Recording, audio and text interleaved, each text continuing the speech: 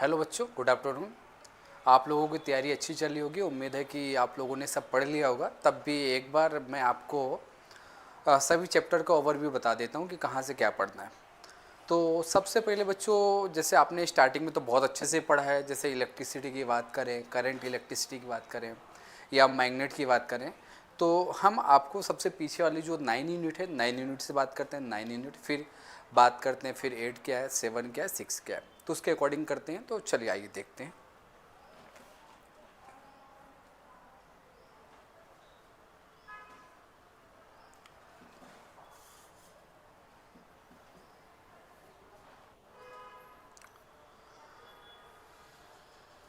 तो बच्चों, आपके जो बोर्ड एग्जाम के हिसाब से आज हम बात करेंगे कि आपके जो बोर्ड एग्जाम में क्वेश्चन कैसे आते हैं, कौन कौन से क्वेश्चन आपको देखने हैं।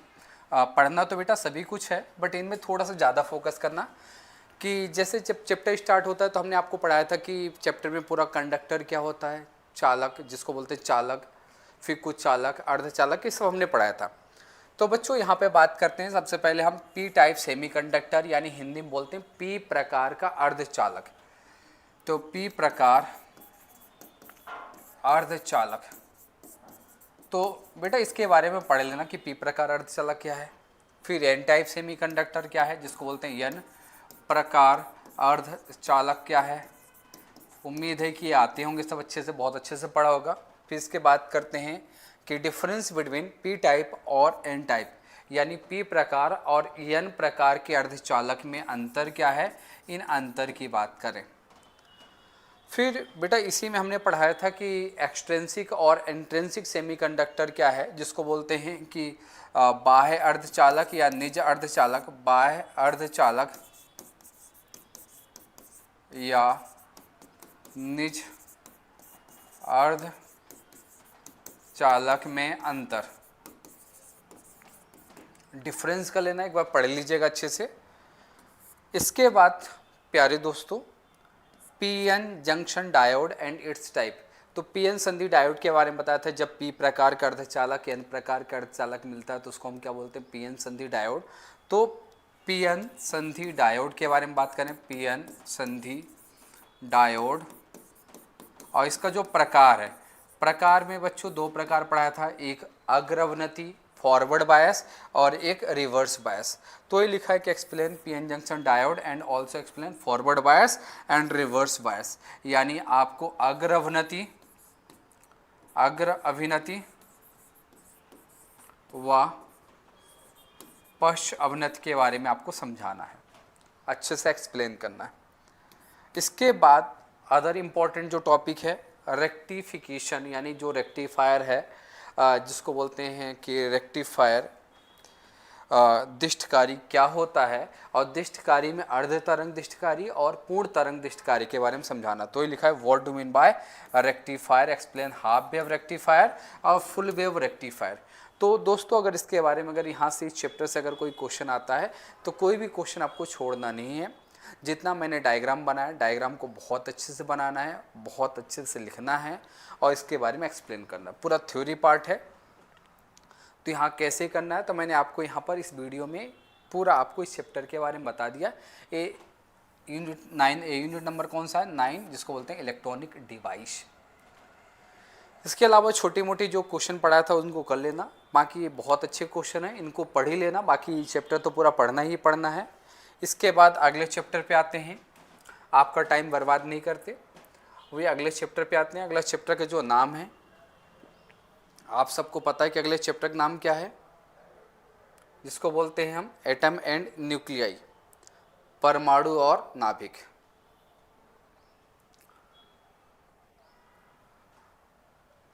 तो परमाणु और नाभिक की अगर हम बात करें तो परमाणु नाभिक में आपने सभी बहुत अच्छे से पढ़ा है, बट कुछ टॉपिक हैं कि जिन पर थोड़ा सा फोकस करना है आपको। सबसे पहले रदरफोर्ड का परमाणु मॉडल, रदरफोर्ड का परमाणु मॉडल क्या है, उसकी कमियां पढ़ लेना। फिर हमने इसके बाद बात किया कि बोहर एटॉमिक मॉडल, बोहर का परमाणु मॉडल क्या है, इसकी कमी है। हिंदी में तो बच्चे हिंदी इंग्लिश दोनों का मतलब यही है कि जैसे रदरफोर्ड का परमाणु मॉडल, बोहर का परमाणु मॉडल, हिंदी इंग्लिश दोनों में बात कर रहा हूँ। फिर न्यूक्लियर फोर्स क्या है, इसकी प्रॉपर्टी बताना। नाभिकीय बल क्या होते हैं, इसके गुण बताना है आपको। फिर आइसोटोप, आइसोटोप का मतलब क्या, समस्थानिक, आपने पढ़ा होगा समस्थानिक क्या है, समस्थानिक क्या है, उदाहरण बताना है, इसके बारे में पेपर में आ चुका है। समभारिक क्या है, आइसोबार, और इसके उदाहरण एग्जाम्पल बताना है। इसके बाद बात करना है कि relation between electron volt and atomic mass unit, जो आपको पढ़ाया था कि इलेक्ट्रॉन वोल्ट और परमाणु द्रव्यमान इकाई में क्या संबंध है, वो भी बताना है आपको।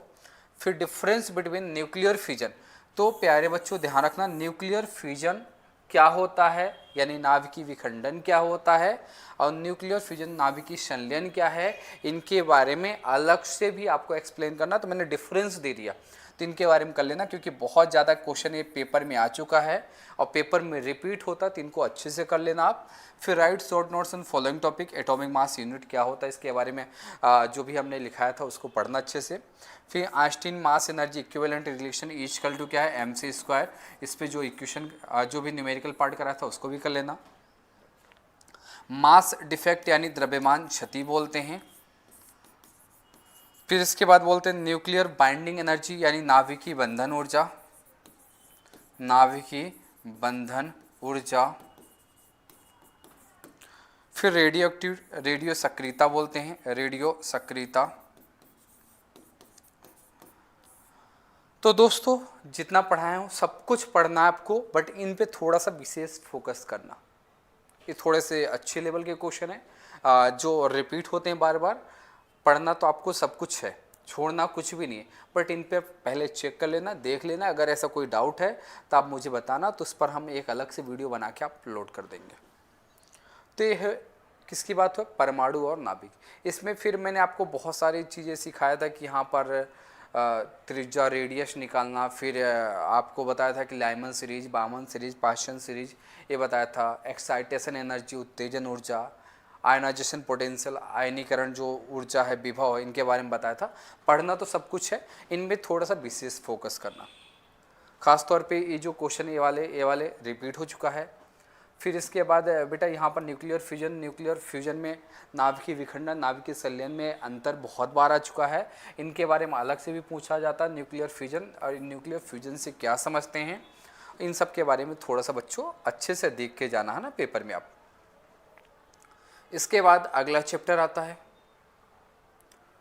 Dual nature of radiation. Dual nature of radiation यानी प्रकाश की द्वितीय प्रकृति, बहुत छोटा चैप्टर था, अच्छा चैप्टर है। यहाँ से सभी आपको पढ़ के जाना है, बट इनमें थोड़ा सा विशेष फोकस कर लेना। सबसे पहले बात करना है इलेक्ट्रॉन वोल्ट के बारे में पढ़ा था कि इलेक्ट्रॉन वोल्ट क्या होता है, इलेक्ट्रॉन वोल्ट के बारे में पढ़ के जाना है। इलेक्ट्रॉन वोल्ट की वैल्यू भी बताया था 1.6 × 10⁻⁻19 जूल, पढ़ के जाना है। फिर वर्क फंक्शन जिसको बोलते हैं कार्यफलन। फिर electron emission and it's type, electron उत्सर्जन क्या होता है, इलेक्ट्रॉन उत्सर्जन और इसके प्रकार। प्रकार में जैसे बात करें कि सबसे पहले कौन सा, थर्मायनिक यानी तापायनिक उत्सर्जन, तापायनिक उत्सर्जन डायग्राम बना के समझाता है, आपको प्रॉपर समझाना है। फोटो इलेक्ट्रिक इमिशन यानी प्रकाश विद्युत उत्सर्जन, प्रकाश विद्युत उत्सर्जन। फील्ड इमिशन यानी क्षेत्रक उत्सर्जन, क्षेत्रक उत्सर्जन, क्षेत्रक उत्सर्जन। फिर इसके बाद फोटो इलेक्ट्रिक इफेक्ट, प्रकाश विद्युत प्रभाव, प्रकाश विद्युत प्रभाव। फिर लिखा है dual nature of radiation. Dual nature of radiation के बारे में बात करेंगे, प्रकाश की द्वितीय प्रकृति की बात करें, प्रकाश की द्वितीय प्रकृति। द्वितीय प्रकृति के बाद बात करते हैं कि यहाँ पे लिखा है मैटर एंड न्यूक्लियाई की बात करें तो matter wave and de Broglie wave. तो मैटर वेव यानी जिसको बोलते हैं द्रव्य तरंगे या डी ब्रोगली तरंगे, तरंगे। कटअप पोटेंशियल यानी निरोधी विभव, बेटा ये पेपर में आ चुका है ना, पेपर में पूछा गया मैटर वेव क्या है, डुअल नेचर ऑफ रेडिएशन, ये सब क्या है कि आए हुए क्वेश्चन है, इनको थोड़ा सा अच्छे से देख के जाना। फिर लिखा है what do mean by photo electric effect, explain photo electric effect bye क्या है, आइंस्टीन। तो जो है तो आइंस्टीन के द्वारा या आइंस्टाइन के द्वारा फोटो इलेक्ट्रिक इफेक्ट को समझाना है, जो मैंने आपको क्लास में लिखाया था। फिर what do mean by photo, यहाँ पर photo electric effect, right its characteristics, प्रकाश विद्युत प्रभाव से आप क्या समझते हैं, और इसकी कैरेक्टरिस्टिक्स यानी इसकी विशेषताएं आपको लिखना है, इसकी कैरेक्टरिस्टिक्स के बारे में आपको बताना। फिर लिखा है what do mean by photo electric effect, same वहीं पे जो है photo electric effect and right it's law, इसके नियम भी आपको लिखना है। तो बच्चों इसको अच्छे से कर लेना। रही बात यहाँ पर क्या आइंस्टीन वाला है या डी ब्रोगली वेव है, तो इसको जो हमने प्रूव करना सिखाया था तो उसको भी आप अच्छे से देख लेना। पढ़ना सभी कुछ है, छोड़ना कुछ भी नहीं है, बट इन क्वेश्चनों पे थोड़ा सा विशेष ज़्यादा ध्यान देना, क्योंकि बहुत ही शानदार वाले क्वेश्चन हैं, पेपर में आ चुके हैं। इसके बाद अगले चैप्टर पे आते हैं। सबसे ज़्यादा बच्चों को दिक्कत है कि सर आप अब मुझे बताओ कि सर ऑप्टिक्स में से क्या पढ़ें क्या ना पढ़ें। ऑप्टिक्स में बच्चों आपको पढ़ाया तो सब कुछ हूँ, सभी कुछ पढ़ना है, बट इन पे थोड़ा सा ज़्यादा फोकस करना। सबसे पहले बात करें कि क्रिटिकल एंगल यानी क्रांति कोण के बारे में पढ़ाया था, क्रांति कोण क्या होता है, तो क्रिटिकल एंगल के बारे में पढ़ना है। क्रिटिकल एंगल के बाद क्या लिखा, टोटल इंटरनल रिफ्लेक्शन, यानी जब बात करते हैं पूर्ण आंतरिक परावर्तन और इसकी शर्तें, पूर्ण आंतरिक परावर्तन शर्तें, और इसके उदाहरण देख लेना बच्चे, इंपॉर्टेंट है। पावर ऑफ लेंस, लेंस की क्षमता, लेंस की क्षमता। फिर यूजेस ऑफ मिरर, दर्पण का जो उपयोग है, दर्पण का उपयोग। फिर इसकी पहचान की, दर्पण की पहचान कैसे करते हैं, छोटे मोटे क्वेश्चन है, पढ़ के जाना। फिर दर्पणों की पहचान की जो है तो साइड मिरर में किसका करते हैं, कॉन्वेक्स मिरर का उपयोग करते हैं, डेंटिस्ट कौन सा करते हैं, कॉनकेव करते हैं, सब बताए हैं, उसको अच्छे से देखना। यूजेस ऑफ लेंस, लेंस का उपयोग, लेंस का उपयोग और लेंस की पहचान, लेंस की क्या है पहचान भी कर लेना। फिर इसके बाद बात करते हैं रिफ्रैक्टिव इंडेक्स यानी अपवर्तनांक क्या होता है, अपवर्तनांक क्या है। तो डियर स्टूडेंट अपवर्तनांक क्या है, रिफ्रैक्टिव इंडेक्स पढ़ाया था, ये दो प्रकार होता है। पहला नंबर जो हमने पढ़ाया था कि एब्सोल्यूट रिफ्रैक्टिव इंडेक्स, दूसरा रिलेटिव यानी सापेक्ष और निरपेक्ष अपवर्तनांक जो पढ़ाया था, पढ़ के जाना। स्नेल से लो जो है तो क्या है अपवर्तन से रिलेटेड स्नेल का नियम भी पढ़ाया था, बहुत अच्छे से करना। कंजुगेट फोकस यानी संयुग्मी फोकस, संयुग्मी फोकस, संयुग्मी फोकस क्या होता है कि यहाँ पर दो फोकस हैं, पहले ऑब्जेक्ट, पहले फोकस पे ऑब्जेक्ट रखेंगे तो दूसरे पे दिखेगा, दूसरे पे रखेंगे तो पहले पे बनेगा, इस प्रकार ऐसा इसकी डेफिनेशन देख लेना। पैरेलक्स क्या होता है, जिसको बोलते हैं लंबन। पैरेलक्स दो नंबर में हो सकता है आ जाए, अदरवाइज ऐसा कोई दिक्कत नहीं। पैरेलक्स क्या होता है कि जब हम ऑब्जेक्ट देखा होगा कि अब लैब में जाते हैं तो जब इमेज देखते हैं लेंस के द्वारा, तो जब इमेज एक दूसरे के ठीक ऊपर नहीं बनते तो उस टाइम पे आंखों को थोड़ा बहुत एडजस्ट करके जब है तो इमेज ठीक एक दूसरे के ऊपर बनाते हैं, तो कंडीशन कौन सी कहलाती है, लंबन यानी पैरेलक्स। फिर ऑप्टिकल फाइबर यानी प्रकाशिक तंतु के बारे में पढ़ लेना, पढ़ा चुका हूँ क्लास में, प्रकाशिक तंतु क्या है, क्लियर है। तो ये कुछ क्वेश्चन है और इसके आगे जो है तो हम बात करते हैं। फिर इसके बाद प्यारे बच्चों लिखा है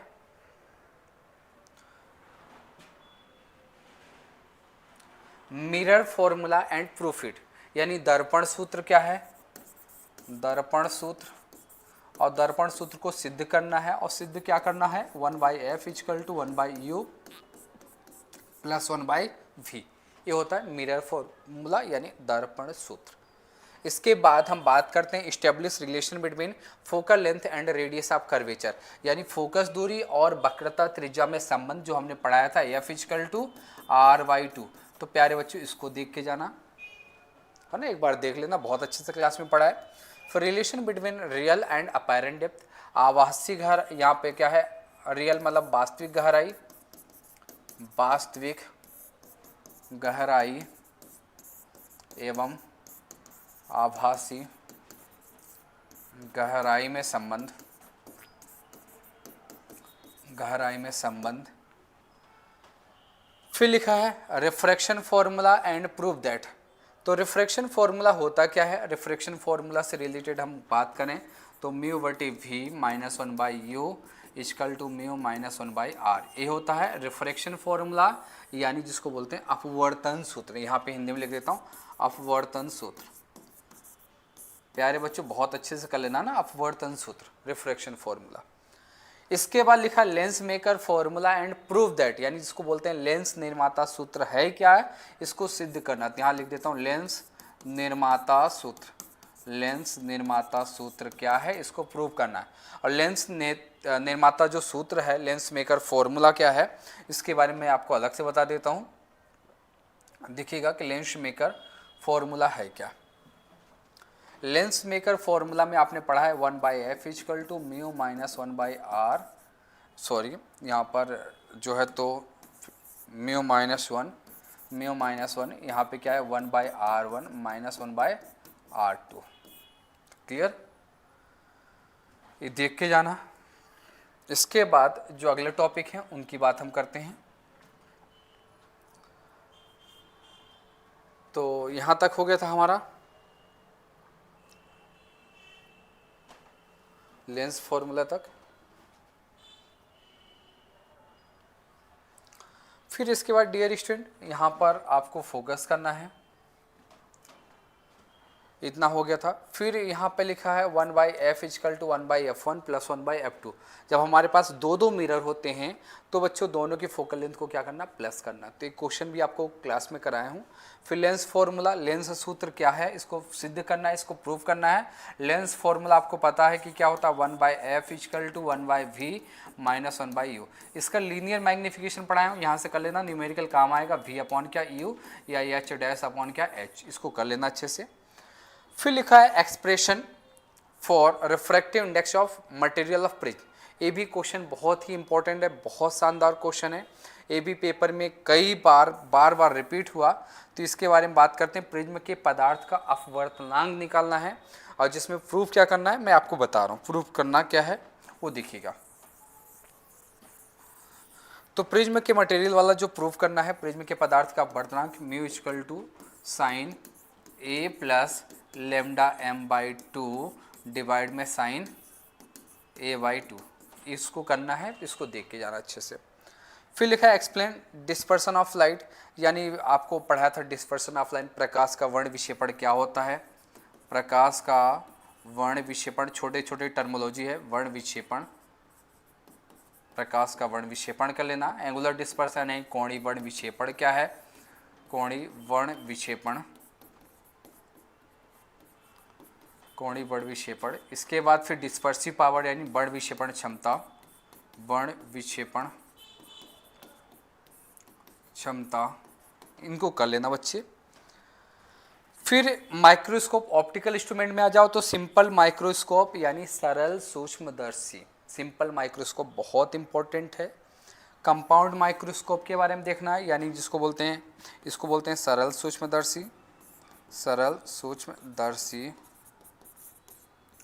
फिर कंपाउंड मतलब संयुक्त सूक्ष्मदर्शी, संयुक्त सूक्ष्मदर्शी। फिर इसके बाद बात करें खगोलीय दूरदर्शी, खगोलीय दूरदर्शी। क्लियर हो बच्चों, अच्छे से इनको देख के जाना। अब इतना होने के बाद और कुछ बहुत सारे ऐसे क्वेश्चन हैं जो हमने अभी इनके बारे में डिस्कस नहीं किया, तो उन सब के बारे में पढ़ के जाना है, छोड़ना कुछ नहीं है बच्चों। यहाँ पर जो क्रिटिकल एंगल है, क्रिटिकल एंगल यानी क्रांतिक कोण से रिलेटेड एक क्वेश्चन और पूछा जाता है कि प्रूफ करना है mu equal to 1/sin c, और यहाँ पर फैक्टर अफेक्टिंग यानी इसको प्रभावित करने वाले कौन कौन से कारक हैं उसको भी करके जाना है।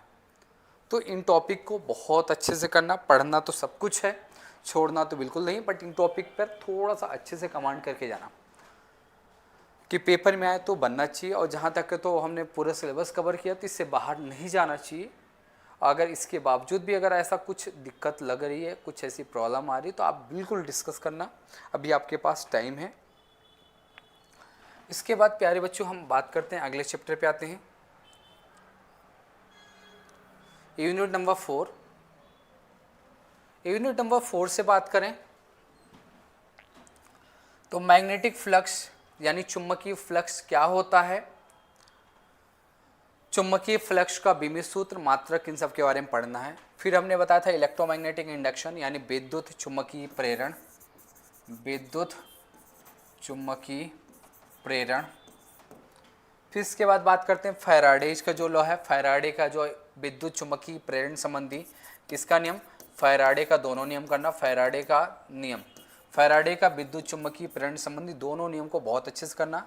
लेंज का नियम जितना पढ़ा है, लेंज का नियम क्या होता है, लेंज का नियम एनर्जी कंजर्वेशन, ऊर्जा संरक्षण के नियम के अनुकूल कैसा होता है, इन सबको देख के जाना बच्चे, क्योंकि पेपर में कुछ भी आ सकता है, सभी बहुत इंपॉर्टेंट टॉपिक है। इसके बाद लिखा है सेल्फ इंडक्शन यानी स्वप्रेरण।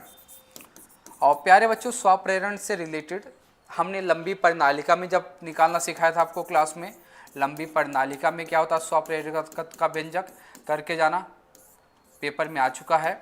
फिर प्लेन यानी समतल वृत्ताकार कुंडली में बताया था, समतल वृत्ताकार कुंडली में स्वप्रेरकत्व निकालना सिखाया था, इन सब के बारे में अच्छे से करके जाना।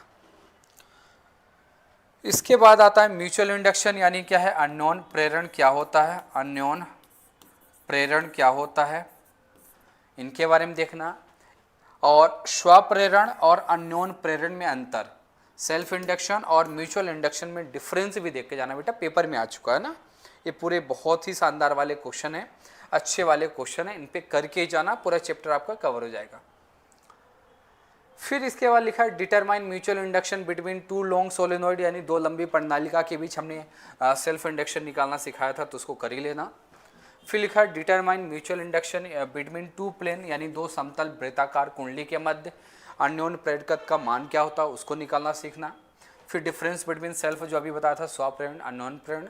और इसमें एक और आता है ऊर्जा हानि, ऊर्जा यहाँ पे स्थित विद्युत जो है, तो यहाँ पे पोटेंशियल एनर्जी से एक रिलेटेड हमने डेरिवेशन भी कराया था, तो इसको बच्चे कर लेना, एनर्जी से 1/2 LI², इसको भी कर लेना बच्चे, ये भी क्वेश्चन आ जाता है ना कभी कभार। फिर इसके बाद डिफरेंस बिटवीन AC और DC, AC और DC में क्या अंतर है, प्रत्यावर्ती धारा दिष्ट धारा में क्या अंतर है। शॉर्ट नोट्स में चौक कुंडली के बारे में पढ़ लेना, वॉटलेस करंट वॉटहीन धारा क्या होता है, इसके बारे में पढ़ा है।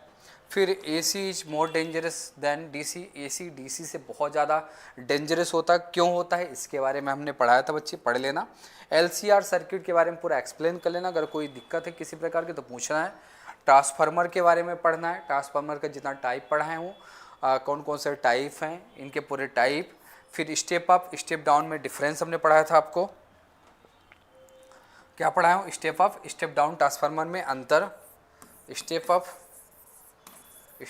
और स्टेप डाउन में अंतर कर लेना, ऊंचाई एवं अवचाई में अंतर कर लेना। इसके बाद ऊर्जा हानि पढ़ाया आपको, एनर्जी लॉस, ऊर्जा हानि एनर्जी लॉस कर लेना बच्चे। एनर्जी लॉस करने के बाद फिर आपको बच्चे AC डायनेमो जो कराए हों, AC डायनेमो के बारे में पढ़ना। तो ये टॉपिक है बेटा, इन पे अच्छे से फोकस करना, क्योंकि इस चैप्टर के बारे में हमने LC LR CR बहुत एक एक सर्किट के बारे में पढ़ा है। कुछ सर्किट और हैं, इनके बारे में भी देख के जाना, जो सर्किट हैं। तो बात करते हैं कि कुछ सर्किट और हैं, इनके बारे में जैसे हमने बताया था, देखते हैं कि बच्चों EL सर्किट के कारण क्या है, प्रूव करना है XL = 1/ω_L। फिर हमने बेटा C सर्किट के बारे में पढ़ाया था कि XC = क्या है, 1/ωc, ये प्रूव करना है। तो इन सब के बारे में पढ़ के जाना। फिर हमने आपको पढ़ाया था PAB बराबर VRMS IRMS cos phi, एक क्वेश्चन कराया हूँ, याद होगा आपको। तो ये सभी बहुत अच्छे लेवल के क्वेश्चन है, सबको करके जाना, छोड़ना नहीं है। क्लियर है बच्चों। इसके बाद चैप्टर नंबर 4 में आते हैं। चैप्टर नंबर 4 तो हमारे पास यहाँ पर यूनिट नंबर 4 हुआ है। अब बात करता हूँ यूनिट नंबर 3 की बात करें। यूनिट नंबर 3 से हमें क्या क्या पढ़ना है, पढ़ना तो सब कुछ है बच्चे। सबसे पहले कौन सा, बायो-सेवर्ट का नियम पढ़ाए हूँ आप सबको, बायो-सेवर्ट लॉ, बायो-सेवर्ट का नियम, bio Savart law. Bio Savart नियम के बाद फिर हमने बताया था कि गोली यहाँ पर एक समतल वृत्त क्या है कि हमारे पास एक धारावाही तार है, उस तार को वृत्ताकार कुंडली के रूप में मोड़ा गया है, तो उस पर व्यंजक क्या होता है, तो समतल वृत्ताकार या सिंपल सी बात करें धारावाही परिनालिका, धारावाही परिनालिका के केंद्र पर, यानी सेंटर पे बात करना है, सेंटर पे बताना किसके, सर्कुलर कॉइल के, सर्कुलर कॉइल के। फिर इसके बाद आपको पढ़ा है एम्पियर का परपथी नियम, एम्पियर का परपथी नियम, एम्पियर सर्किटल लॉ बोलते हैं, ampere circuital law. Ampere circuital law के बाद फिर आपको पढ़ाया हम बायो सेवर्ट तो हमने करा दिया। इसके बाद आता है लॉरेंज फोर्स, लॉरेंज बल, लॉरेंज फोर्स, लॉरेंज फोर्स। फिर इसके बाद हमने पढ़ाया कि सीधा धारावाही चालक पर, सीधे धारावाही चालक पर लगने वाला बल यानी फोर्स, जिसमें बात किया था F equal to IBL sine theta, कर लेना बच्चे अच्छे से। फिर हमने एम्पियर जो सर्किटल लॉ बात किया था, एम्पियर का परपथी नियम में जितना प्रूफ कराया था बेटा उसको भी अच्छे से देख के जाना, छोड़ना कुछ भी नहीं है ना बच्चे, कि आपको पूरा टॉपिक अच्छे से देखना है। फिर इसके बाद बात करें कि धारामापी, धारामापी यानी गैल्वेनोमीटर, गैल्वेनोमीटर के बारे में बात करें, गैल्वेनोमीटर। फिर इसमें हमने पढ़ा था यहाँ पे इसके बारे में पूरा टॉपिक कवर करना आपको। हमने बात किया था संट, संट के बारे में पढ़ना है। फिर बात किया कि यहाँ पे धारामापी की सुग्राह्यता, धारामापी की सुग्राह्यता, sensitivity of galvanometer, sensitivity of galvanometer. फिर संट की सुग्राह्यता पढ़ाया हम आपको, संट की sensitivity of shunt, sensitivity of shunt, sensitivity of shunt, shunt की सुग्राह्यता, संट की सुग्राह्यता। फिर धारामापी का मीटर में रूपांतरण, धारामापी का मीटर में कैसे कन्वर्जन का रूपांतरण, to convert galvanometer into meter. फिर धारामापी का वोल्ट मीटर में रूपांतरण पाया हूँ, धारामापी का वोल्ट मीटर में रूपांतरण, टू कन्वर्जन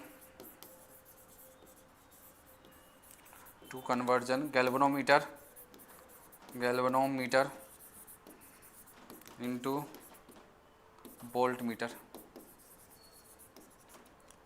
इन सब के बारे में प्यारे बच्चों जो हम बात करें इनके बारे में अच्छे से पढ़ के जाना है ना बच्चे। इसके बाद हमने जो बात किया ये टॉपिक तो बच्चे हो ही रहा है। इसके बाद जो कुछ टॉपिक अगर यहाँ स्किप हो जा रहा है, हमने पढ़ाया था आपको पूरा है, अगर कुछ ऐसा स्किप हो रहा है तो उसको कर लेना। हमारे पास जैसे दो धारावाही, यहाँ पे दो तार हैं, दो धारावाही चालक तार हैं, उस पर भी हमने निकालना सिखाया था कि कितना फोर्स लगता है। तो यहाँ पर म्यू नॉट अपॉन क्या 4 पाई, यहाँ पे I1 I2 ऐसा डी प्रूव किया था। तो इस प्रकार के क्वेश्चन। फिर इसके बाद प्यारे बच्चों इसमें हमने बात किया था कि चुंबकीय बल रेखाएं क्या है, चुंबकीय बल रेखाएं, magnetic field line, magnetic field line and properties, चुंबकीय बल रेखाएं और गुण, इसके बारे में पढ़ाया था बच्चे, कर लेना।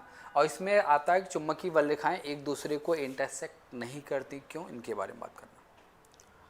तो उम्मीद है कि बच्चों समझ में आ रहा होगा आपको, इसमें ऐसी कोई दिक्कत आ नहीं रही, क्योंकि आपने बहुत अच्छे से साल भर पढ़ाई किया है और आपको बिल्कुल घबराने की आवश्यकता नहीं है। बहुत अच्छे से मेहनत करना और जितना पढ़ा है पूरा रिवीजन करना। अगर इसके बावजूद भी अगर ऐसा कुछ लगता है तो बिल्कुल संपर्क करना है।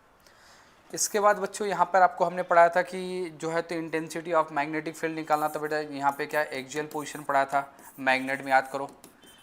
एक्सियल पोजीशन अच्छी स्थिति कर लेना एक बार, अच्छी स्थिति। फिर निरक्षी स्थिति पढ़ाया हूँ, फर्स्ट चैप्टर के सिमिलर है। निरक्षी स्थिति यानी broad side position, broad side position. फिर इसके बाद बच्चों यहाँ पे बात करना है कि यहाँ पे अनुचुम्बकीय, प्रतिचुम्बकीय, लौहचुम्बकीय में अंतर क्या है। अनुचुम्बकीय, प्रतिचुम्बकीय और लौहचुम्बकीय में अंतर पढ़ लेना एक बार। लौहचुम्बकीय में अंतर, इंग्लिश में बात करें paramagnetic, paramagnetic, diamagnetic and ferromagnetic. And कौन सा, फेरोमैग्नेटिक के बारे में बात करना बच्चे। ये सब बहुत अच्छे से हमने पूरा नहीं लिखा है, मतलब शॉर्ट फॉर्म में लिख दिया, तो आपको समझ में आ गया होगा कि कौन कौन से टॉपिक हैं बच्चे। इसके बाद हम बात करते हैं सेकंड चैप्टर। सेकंड चैप्टर में बच्चे आप बहुत अच्छे से, मुझे उम्मीद है कि आपने बहुत अच्छे से किया होगा। जैसे इसमें बात करें कि ओम्स लॉ, ओम का नियम क्या होता है, लिख के बात नहीं कर रहा हूँ, ऐसे बात कर रहा हूँ कि यहाँ ओम्स लॉ पढ़ा होगा। ओम्स लॉ के बाद आपने ड्रिफ्ट वेलोसिटी, अनुगमन वेग के बारे में पढ़ा होगा। अनुगमन वेग जिसको बोलते हैं ड्रिफ्ट वेलोसिटी, अनुगमन वेग और करंट में रिलेशन पढ़ा है। रिलेशन पढ़ने के बाद फिर आपने रेजिस्टेंस, स्पेसिफिक रेजिस्टेंस में क्या अंतर है, डिफरेंस क्या है, किरचॉफ्स लॉ पढ़ा है, व्हीटस्टोन ब्रिज के बारे में बात किया है। फिर इसके बाद जो भी छोटे मोटे जो टॉपिक है इसमें अगर बचा है तो इन टॉपिक को बहुत अच्छे से पढ़ के जाना, ये अच्छे क्वेश्चन है। फर्स्ट चैप्टर में बच्चे जैसे बात करेंगे, फर्स्ट चैप्टर तो पढ़ा ही होगा कि कूलाम का नियम क्या है, गॉस थ्योरम, गॉस प्रमेय क्या है, विद्युत क्षेत्र की तीव्रता क्या होती है, विद्युत क्षेत्र की तीव्रता यानी इलेक्ट्रिक फील्ड क्या है, इसकी प्रॉपर्टी क्या है, इनके बारे में आपको पढ़ के जाना बच्चे। इसके बाद हम बात करें कि कैपेसिटी क्या होता है, पैरेलल प्लेट कैपेसिटर क्या होता है, समांतर प्लेट संधारित्र। और पैरेलल प्लेट कैपेसिटर में आपने पढ़ा है कि अगर पार्शियली डाइलेक्ट्रिक मीडियम है, उसके बीच अगर पार्शियली डाइलेक्ट्रिक मीडियम प्रेजेंस हो, आंशिक परावैद्युतांक का माध्यम उपस्थित हो तो क्या होता है, इसके बारे में भी बात किया है। फिर इससे रिलेटेड आपने देखा होगा कि यहाँ पर सीरीज कॉम्बिनेशन क्या होता है, पैरेलल कॉम्बिनेशन क्या होता है, श्रेणी क्रम, समांतर क्रम, ये सब देख के जाना। यूनिट नंबर सेकंड से अभी और बात करें कि ईएमएफ क्या है, इंटरनल रेजिस्टेंस क्या है, सेल का क्या है, तो मैं लिख के बात करता हूँ। चलिए बेटा, तो यहाँ पे यूनिट नंबर सेकंड की बात करें, बहुत ही ध्यान से देखना। सबसे पहले बच्चे यहाँ पे स्टार्ट करते हैं कि ड्रिफ्ट वेलोसिटी, अनुगमन वेग, अनुगमन वेग, ड्रिफ्ट वेलोसिटी, अनुगमन वेग। फिर अनुगमन वेग में बच्चे संबंध हमने पढ़ाया था, ड्रिफ्ट वेलोसिटी में संबंध आई इक्वल टू क्या है, N A V D into E, ऐसा पढ़ाया था बच्चे। फिर जे इक्वल टू पढ़ाया था एन वी डी इंटू ई, याद करो। फिर बच्चे इसमें हमने बात किया था ओम्स लॉ, ओम का नियम, ओम्स लॉ। फिर इसकी लिमिटेशन, सीमाएँ पढ़ाया था आपको, सीमाएँ देखना बेटा, लिमिटेशन। ओम के नियम को बच्चे ड्रिफ्ट वेलोसिटी के आधार पर प्रूव करना सिखाया था। प्रतिरोध, प्रतिरोध यानी रेजिस्टेंस क्या है, विशिष्ट प्रतिरोध, विशिष्ट प्रतिरोध, स्पेसिफिक रेजिस्टेंस क्या होता है, स्पेसिफिक रेजिस्टेंस क्या है, इनके बारे में डिफरेंस करके जाना, डिफरेंस भी आ चुका है पेपर में। फिर आता है यहाँ पर विद्युत, इसके बाद क्या है, चालक की बात करें, चालक, चालकत्व यानी कंडक्टेंस की बात करें, कंडक्टेंस, इसके बारे में पढ़ा था, जी इक्वल टू 1/r, याद करो कुछ यूनिट, महो, सीमेंस, इस प्रकार पढ़ाया था। फिर आता विशिष्ट, विशिष्ट चालकता जिसको बोलते हैं स्पेसिफिक कंडक्टेंस, स्पेसिफिक कंडक्टेंस या कंडक्टिविटी। ये होने के बाद इसके बाद हम बात करते हैं कि विद्युत वाहक बल, विद्युत वाहक बल, ईएमएफ, आंतरिक प्रतिरोध, आंतरिक प्रतिरोध, इंटरनल रेजिस्टेंस, इंटरनल रेजिस्टेंस, आंतरिक प्रतिरोध, प्रभावित करने वाले कारक, प्रभावित करने वाले कारक, फैक्टर अफेक्टिंग जिसको बोलते हैं फैक्टर अफेक्टिंग। क्लियर है बच्चे? फैक्टर अफेक्टिंग के बाद फिर आगे हम बात करें कि जो है तो इसमें रिलेशन पढ़ा था R equal to capital R E/V-1 cell. फिर क्या पढ़ा है? सेल का आंतरिक प्रतिरोध तो हो चुका है, सेल का प्रभावित करने वाले कारक भी हो गया है, सेलों का समूहन, सेलों का समूहन यानी combination of cell, combination of cell.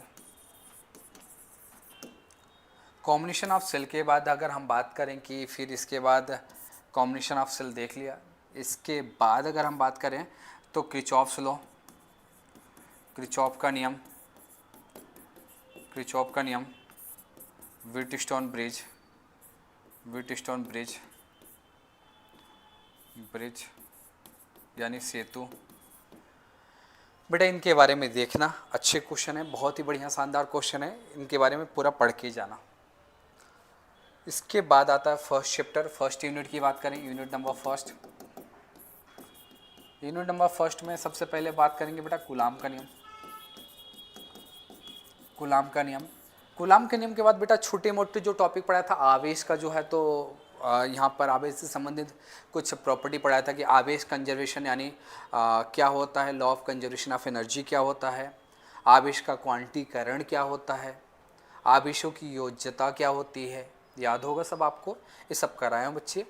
फिर इसके बाद बच्चे यहाँ पे विद्युत क्षेत्र क्या होता है, विद्युत क्षेत्र, इलेक्ट्रिक फील्ड, इलेक्ट्रिक फील्ड विद्युत क्षेत्र, विद्युत बल रेखाएँ, विद्युत बल रेखाएँ, electric field line,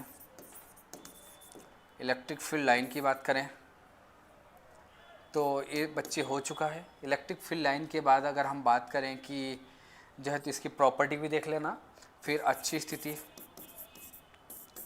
axial, निरक्षी,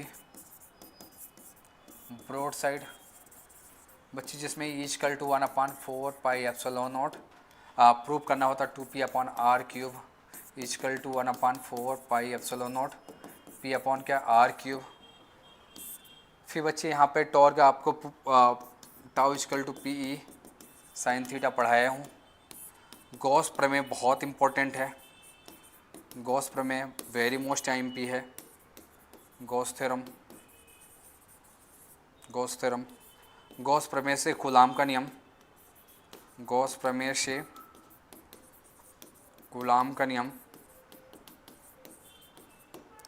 coulomb यहाँ पे Gauss coulombs law, coulombs law with the help of, with the help of, with the help of कौन सा, Gauss theorem, Gauss theorem, Gauss theorem. Clear है बच्चे? ये टॉपिक हैं, इनको कर लेना अच्छे से। इसके बाद यहाँ पर जो है तो आपने पढ़ा है कि विद्युत विभव, इलेक्ट्रिक पोटेंशियल, इलेक्ट्रिक पोटेंशियल, विभवांतर, पोटेंशियल डिफरेंस की बात करें, पोटेंशियल डिफरेंस, समविभव पृष्ठ, समविभव पृष्ठ जिसको बोलते हैं इक्यू पोटेंशियल सरफेस, समविभव पृष्ठ। फिर इक्वल टू -dV अपॉन क्या dr, विद्युत विभव और विद्युत क्षेत्र की तीव्रता में संबंध, संधारित्र यानी कैपेसिटर, कैपेसिटर, फिर इसमें parallel plate capacitor, parallel plate जिसमें बच्चे प्रूव करना है C equal to A epsilon naught upon D। फिर पैरेलल प्लेट में बच्चे यहाँ पर जब पार्सली डाइलेक्ट्रिक मीडियम उपस्थित हो, आंशिक परावैद्युतांक का माध्यम उपस्थित हो तब, आंशिक परावैद्युतांक माध्यम हो तब, ऐसा पढ़ाया था C equal to A epsilon naught D minus t 1-1/k ऐसा कराया था बच्चे। इसके बाद सीरीज कॉम्बिनेशन, संधारित्र का कौन सा कॉम्बिनेशन, सीरीज। तो बच्चों सीरीज कॉम्बिनेशन जो पढ़ाया था कि श्रेणी क्रम संबंध, सीरीज मतलब श्रेणी क्रम, पैरेलल समांतर क्रम समूहन। बेटा ये क्या फर्स्ट यूनिट के जो है तो बच्चे पढ़ाए थे, इनको थोड़ा सा क्या पूरा अच्छे से देख के जाना। तो इस प्रकार बच्चे हमने पूरे फिजिक्स में 1 घंटे के अंदर विदिन 45 मिनट में आपको जितना फिजिक्स में अभी 1 यूनिट से बात करें 9 यूनिट तक जितना फिजिक्स में हमने सब कुछ ओवरव्यू दे दिया कि क्या क्या पढ़ना है। तो इन सब के बारे में अच्छे से पढ़ना, और आपको तो ऑलरेडी साल भर बहुत अच्छे से पढ़ा है तो आप सबको बहुत अच्छे से आ भी रहा होगा। अगर किसी बच्चे को कुछ भी ऐसी दिक्कत लगता है तो बिल्कुल कॉन्टेक्ट करना। बाकी हम बात करेंगे बेटा जब नेक्स्ट क्लास होगी, एक क्लास और लूँगा, उसमें हम ऑप्टिक्स के न्यूमेरिकल क्वेश्चन कराता हूँ। न्यूमेरिकल क्वेश्चन को कैसे अटेम्प्ट करना है, किस प्रकार करना है, तो न्यूमेरिकल क्वेश्चन को हम नेक्स्ट क्लास में कराऊंगा। तो आज के लिए बेटा थैंक यू सो मच, मिलते हैं नेक्स्ट क्लास में।